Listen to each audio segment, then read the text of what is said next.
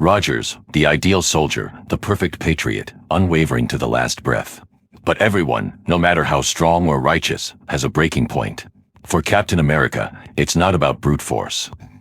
It's about precision, understanding his mind, his heart, and how those affect his approach. If I have to neutralize him, I'm going to need every ounce of tactical prowess, tech, and strategy I've spent a lifetime honing. First step is to get under his skin without him ever realizing it. Steve has fought in 100 wars, but he's still adjusting to this time. It's where he's mentally displaced, where he's least at home, where his rigid ideals don't fully align.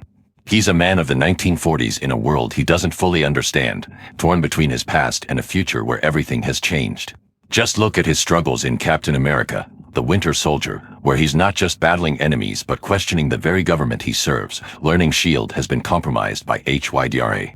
This internal conflict gives me the perfect entry point. I'll deploy drones, surveillance, even subtle mentions through Gotham's media channels about conflicts that challenge his simple right and wrong mindset. Every piece of data on his reaction, every subtle hesitation, will be logged and analyzed by the Bat AI system. AI-enhanced neuro-algorithms will monitor for stress patterns or any signs of doubt. I want to know exactly where that line is between his duty and his compassion. Because I'll be pushing him there. Cap without his shield is just a man. A formidable one, but human all the same. His shield's indestructible, but it isn't invulnerable to disorientation or displacement. I've developed an electromagnet pulse sequence designed to interact specifically with vibranium.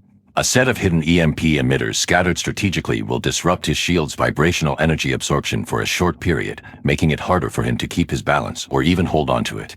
We've seen him lose that shield before. In Spider-Man snatches it away, we see how he's momentarily thrown off. Without that shield, he's forced to fight differently. Simultaneously, my environment-controlling nanobots will release aerosolized sedatives and a mild neurotoxin. While it won't incapacitate him, it'll slow his reflexes, reduce his agility, and weaken his healing response. Every step, every punch will cost him more. And I'll be there to push him until exhaustion sets in. He's a master strategist, no doubt, but Steve Rogers' rigid morality makes him predictable. He'll choose the same high ground and protect bystanders at all costs. His moral compass is his strongest guide, even in the toughest battles. In Avengers Endgame, when he stands alone against Thanos' army, he's willing to sacrifice himself, no hesitation. Using holographic tech, I'll simulate civilians at critical moments, giving him no choice but to protect them, pulling him away from his optimal attack stance. I'll divert him, disorient him, until I've taken control of the field. And when it's down to hand, I'll keep him on the defensive. With every move, I'll exploit those moments of self-sacrifice. He'll hold back, but I won't.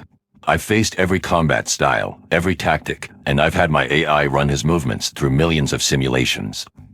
I'll predict his every counter and keep the fight on my terms. Cap's a soldier first. But he's also been betrayed, left to question his place, his world, his allies. I'll use that. We've seen it before when he learns that his best friend Bucky, presumed dead, was alive and brainwashed as the Winter Soldier. The moral dilemma nearly unhinges him in Captain America, Civil War, where he's pitted against former allies, all for the loyalty he has to the people closest to him.